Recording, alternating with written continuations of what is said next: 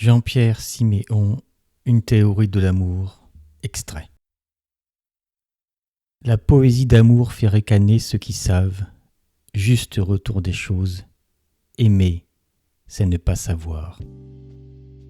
Un visage manque à ceux qui savent. Nous sommes toujours peu ou prou sous la grêle des circonstances, cœur battu par l'orage.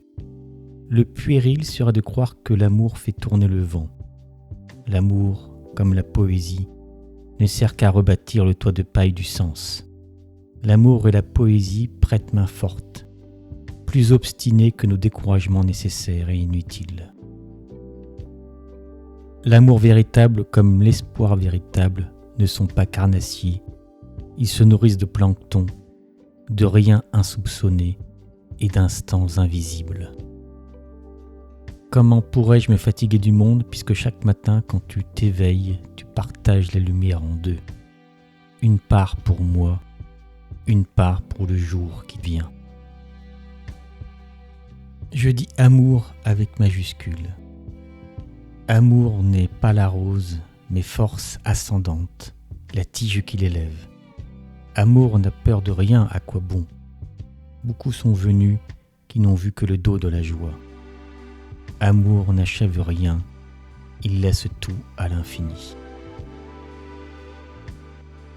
L'amour est une forme de la question.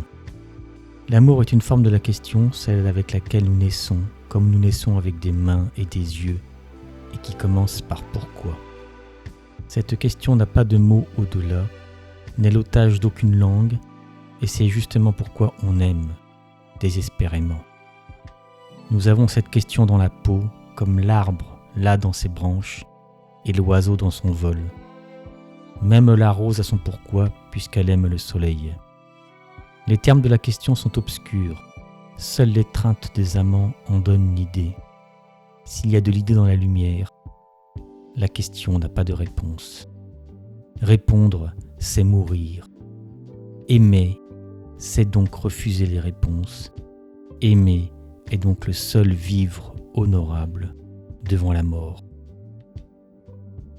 D'une douceur si intense, je parle d'une infinie tendresse dans le cri, d'une douceur si intense que l'air autour prend feu. Où l'erreur est bonne. Il y a ceux qui cherchent l'amour et trouvent un village perdu, un reflet d'arbre dans les temps, un cheval blessé, un âne boiteux, que sais-je. L'erreur est bonne.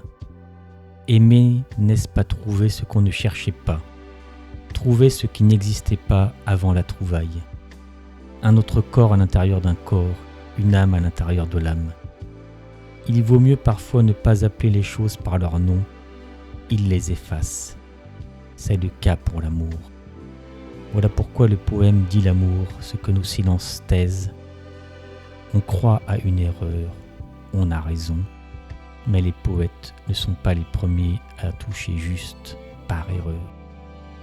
Tous les amants heureux le prouvent. Les amants s'en tiennent à la réalité.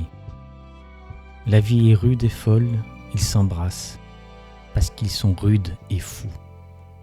Ils ne sont pas ennemis de la mort, ce serait lui faire trop d'honneur. Et puis, qui serait l'ennemi d'une pierre dans le chemin ?